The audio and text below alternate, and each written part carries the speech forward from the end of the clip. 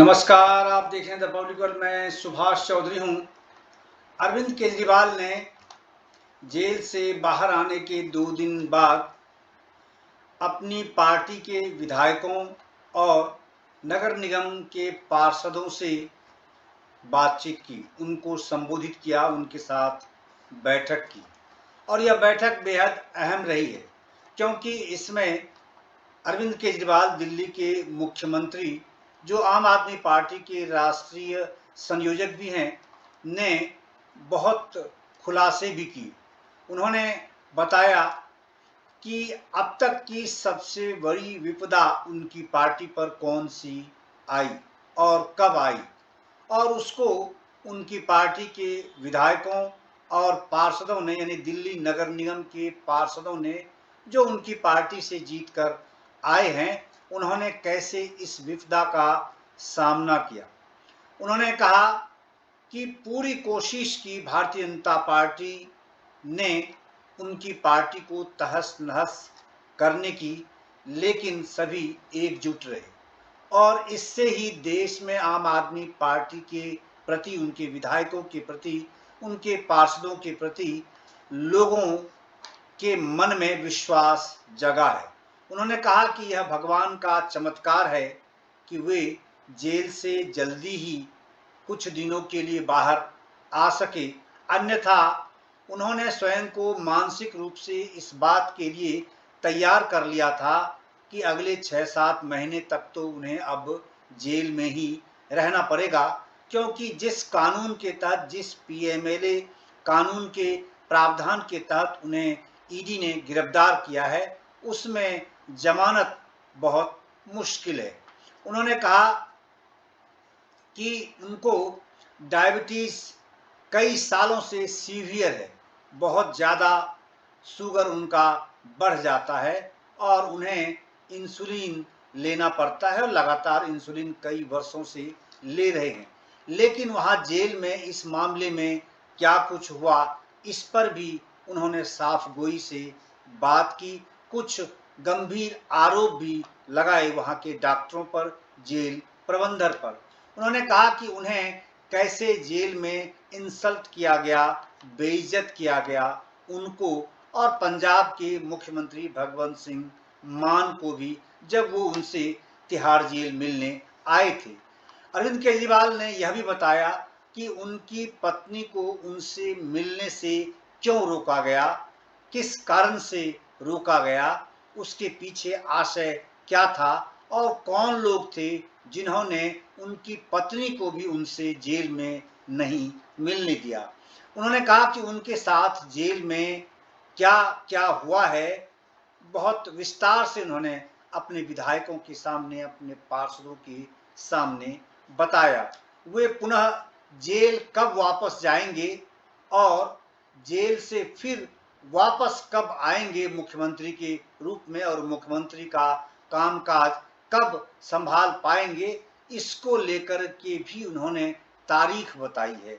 और यह बेहद दिलचस्प उनका भाषण है जो उन्होंने अपने विधायकों के और अब दिल्ली नगर निगम की अपनी पार्टी के पार्षदों के समक्ष उन्होंने दिए हैं। आइए सुनिए अरविंद केजरीवाल ने किन किन बातों का खुलासा किया है और उन्होंने क्या कहा है। बेहद चौंकाने वाले तथ्य उन्होंने सामने रखे हैं अपनी पार्टी के प्रतिनिधियों के समक्ष।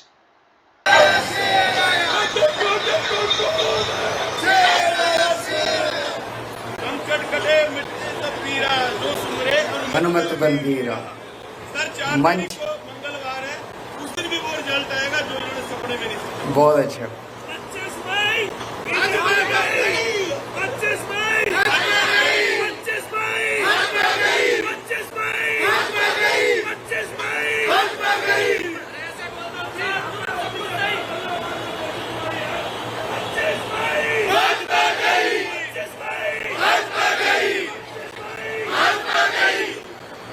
मंच पे मौजूद श्री गोपाल राय जी, संदीप पाठक जी, शैली ओबराय जी, आले मोहम्मद जी, दुर्गेश पाठक जी, गोयल साहब, और सामने बैठे हुए मेरे सभी प्यारे काउंसलर भाइयों और बहनों, आप सब लोगों को मेरा नमस्कार, सबको मेरा प्रणाम। दोस्तों, इन्होंने जेल तो भेजा था ये सोच के कि केजरीवाल को जेल भेज देंगे और उसके बाद इनकी पार्टी बिखर जाएगी,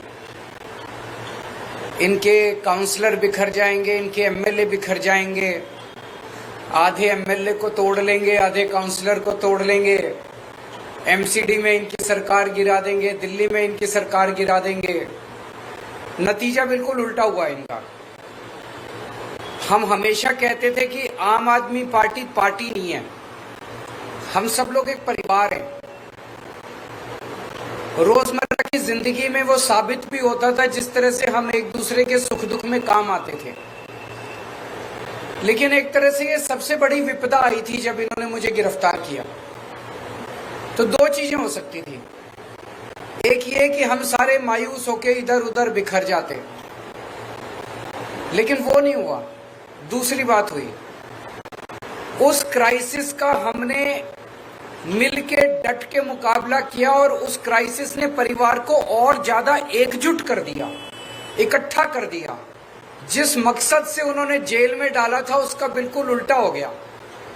जितनी भावनाएं और जितना भावुकपन लोगों के, आप सब लोगों के बीच में था, हमारे पदाधिकारियों में, काउंसलर्स में, वॉलंटियर्स में, विधायकों में, उस इमोशंस ने सबको, परिवार को एकजुट कर दिया। हमारे कई लोगों को इन्होंने तोड़ने की कोशिश की, काउंसलर्स को तोड़ने की कोशिश की, एमएलए को तोड़ने की कोशिश की, कोई नहीं टूटा, कोई नहीं टूटा। पूरे देश के अंदर मिसाल खड़ी कर दी आप लोगों ने। पूरे देश में लोग कह रहे हैं कि दूसरी पार्टी वाले तो यूं टूट जाते हैं। कई लोग तो ऐसे हैं, कई जगह से खबर आ रही है कि फलानी पार्टी के चुनाव के पहले ही छोड़ के उधर चले गए। हमारे वाले पूरी कोशिश के बावजूद न पैसे से बिकते, न ईडी के डर से छूटते, कोई तो तोड़ ही नहीं सकता हमारे वालों को। इसके लिए मैं आप सब लोगों का बधाई देना चाहता हूं और पूरे देश को गर्व है आप हमारे नेतृत्व के ऊपर, हमारे काउंसलर्स, हमारे एमएलए, सबके ऊपर। जैसे कहा जाता है ना कि यदा, गीता में लिखा, यदा यदा ही धर्मस्य ग्लानिर्भवति भारत। जब जब धर्म कमजोर होगा, एक तरह से भगवान कृष्ण ने पूरी विश्व को ये विश्वास दिया है कि मायूस होने की जरूरत नहीं है, मैं हूं। भगवान ये कह रहे हैं, मैं हूं भगवान। वो ये कह रहे हैं कि जब जब पृथ्वी के ऊपर धर्म कमजोर होगा और अधर्म बढ़ेगा, तब तब चिंता मत करना, तब तब मैं प्रकट होऊंगा। मैं जन्म नहीं दूंगा, मैं प्रकट होऊंगा। भगवान दो तरह से प्रकट होते हैं। एक तो वो भगवान श्री राम के रूप में प्रकट होते हैं, भगवान श्री कृष्ण के रूप में, तरह तरह के रूप धारण करके स्वयं प्रकट होते हैं। और दूसरा वो परिस्थितियों के तौर पे प्रकट होते हैं। परिस्थितियां ऐसी पैदा कर देते हैं कि आपको अपने आंखों से भगवान दिखाई नहीं देते, लेकिन आपको अचानक लगता है ये कुछ तो हो रहा है, कुछ तो हो रहा है, कि सब कुछ ठीक होने लग गया है। जैसा अभी कई लोगों ने, आपने कहा कि 3 महीने पहले तक ये लगता था यार इनकी तो 400 से ज्यादा ही सीट आएंगी। किसी को उम्मीद नहीं थी, सबको लगता था हाँ यार 400 सीट आएंगी, इनकी तो 400 सीट आएंगी। अचानक 3 महीने में इतनी सारी घटनाएं घट गई, इतनी सारी घटनाएं, अपने आप बड़ी बड़ी घटनाएं घटती जा रही हैं देश के अंदर। आज शर्त इस बात की नहीं लग रही देश के अंदर कि 400 सीट आएंगी, शर्त इस बात की लग रही है कि 250 सीट आएंगी कि नहीं आएंगी इन लोगों। ये क्या है?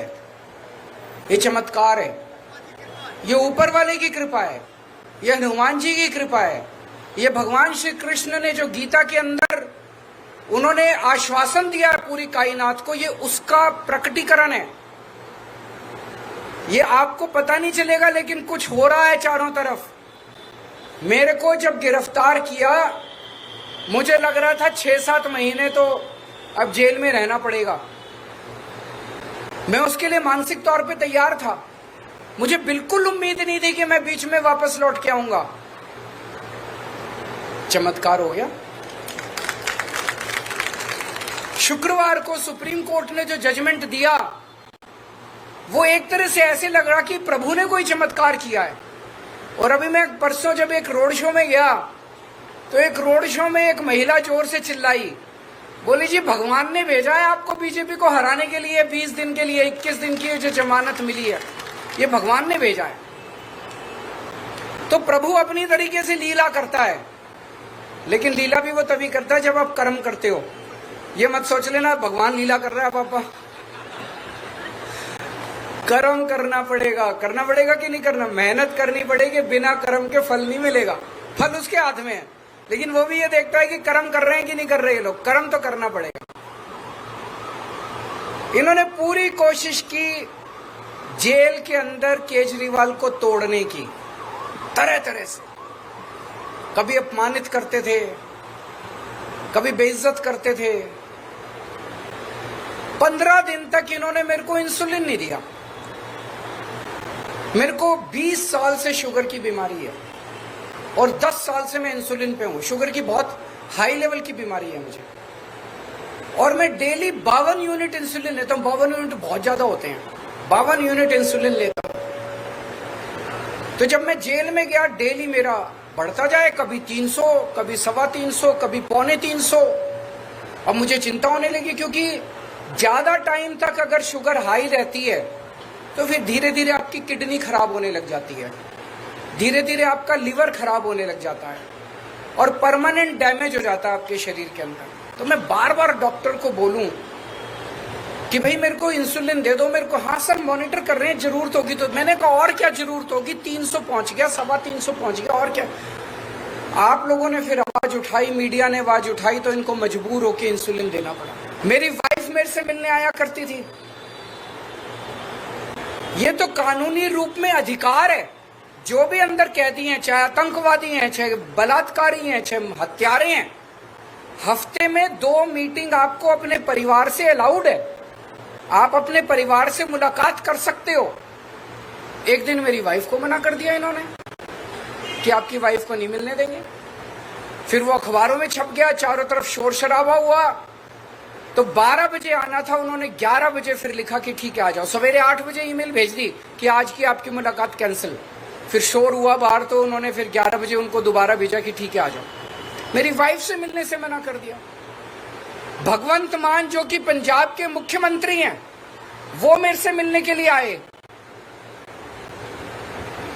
जेल मैनुअल में लिखा हुआ है कि अगर जेल सुपरिटेंडेंट चाहे और अगर कैदी का बर्ताव ठीक है तो उनको कमरे के अंदर आमने सामने बैठ के इज्जत के साथ मिलवाया जा सकता है।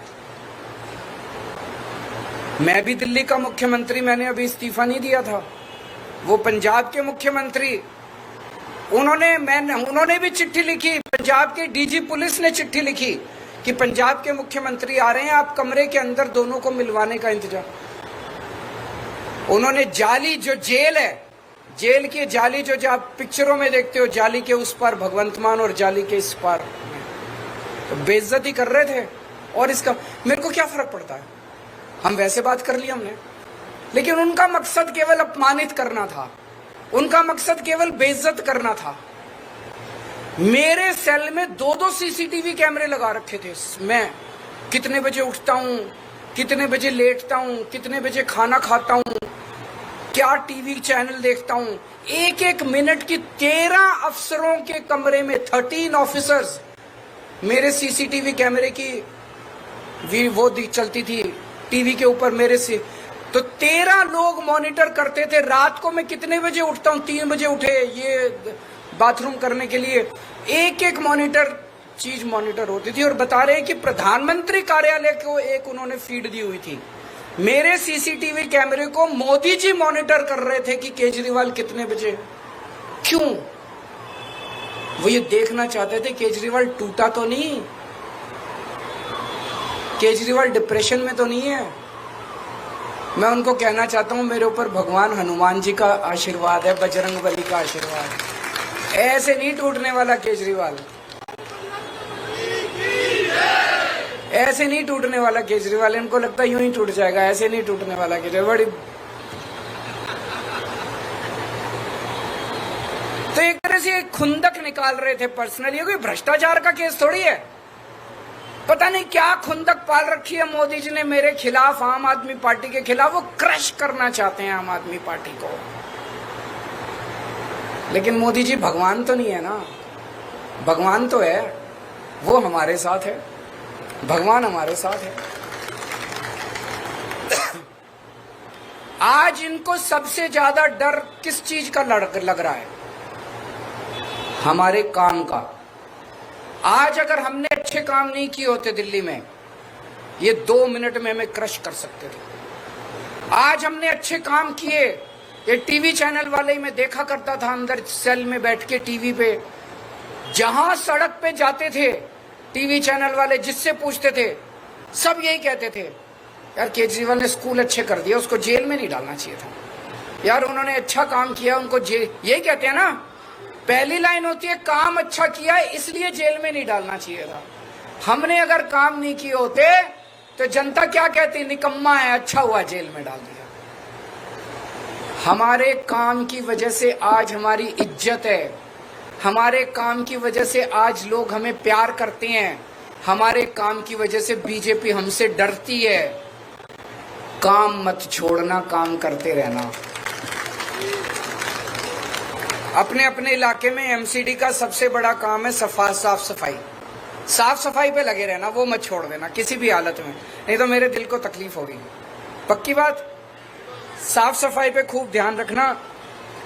इनका मकसद है कुछ भी करके, इन्होंने मनीष को जेल में डाल दिया सोच के कि मनीष जेल जाएगा तो स्कूल बंद हो जाएंगे, होने नहीं दिया हमने, आतिशी ने संभाल लिया। इन्होंने सत्येंद्र जैन को जेल में डाल दिया ये सोच के कि मोहल्ला क्लिनिक बंद हो जाएंगे, अस्पताल बंद हो जाएंगे, होने नहीं दिया हमने। अब इन्होंने केजरीवाल को जेल में डाल दिया कि दिल्ली बंद हो जाएगी, होने मत देना दिल्ली, चाहे केजरीवाल को जितने साल भी जेल जाना। मेरे को पिछले कुछ दिनों से पूरे देश भर से इंडिया गठबंधन के कई पार्टियों के कैंडिडेट्स के सबके इनविटेशन आ रहे हैं। जितना मेरे से बन पड़ेगा अगले 21 दिन में ज्यादा से ज्यादा जगह जाके और प्रचार के लिए मैं जाऊंगा। इंडिविजुअल कैंडिडेट्स के फोन आ रहे हैं, आप हमारे यहाँ भी आओ, उत्तर प्रदेश से, बिहार से, महाराष्ट्र से, झारखंड से, जहां जहां बुलाएंगे, जहां जहां मैं जा सकूंगा मैं जरूर जाऊंगा, पूरी मेहनत करूंगा। और आपको भी मेहनत करनी है। जो अभी प्रियंका गौतम जी ने कहा कि थोड़ा ढीले हो गए हैं, अभी ढीले नहीं होना, आपको मेहनत करनी है। 2 तारीख को मेरे को वापस जाना है, 4 तारीख के नतीजे में जेल से देख रहा हूंगा। अगर आपने मेहनत की और अगर इंडिया का गठबंधन जीत गया तो मैं 5 तारीख को वापस आ जाऊंगा। और अगर आपकी मेहनत में कमजोरी रह गई तो फिर देखो कब मिलेंगे। तो आप सब लोगों का बहुत बहुत शुक्रिया। मुझे वाकई गर्व है कि मुझे आप जैसे साथी मिले, आप जैसे लोग मिले। मेरे